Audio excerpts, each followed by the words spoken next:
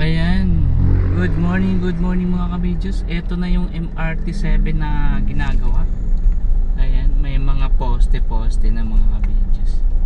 Dito yan sa may part ng Quireno Highway.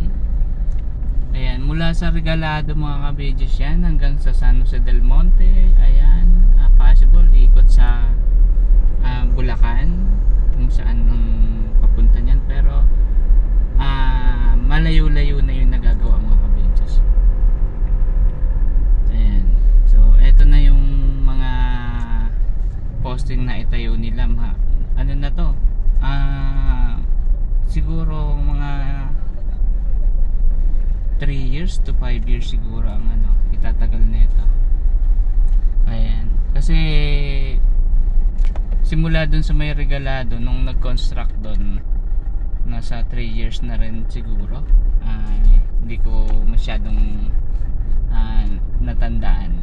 Ayan, pero maganda na yung development nito kasi hanggang dito na sa may part ng San Jose del Monte yan mga kabidyos. Di ba? So kapag ka natapos to, malaki-laking tulong to sa ating mga commuter.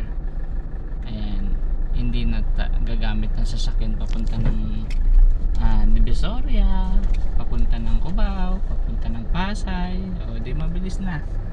Ayan mga kabidyos, MRT7 mga kabidyos.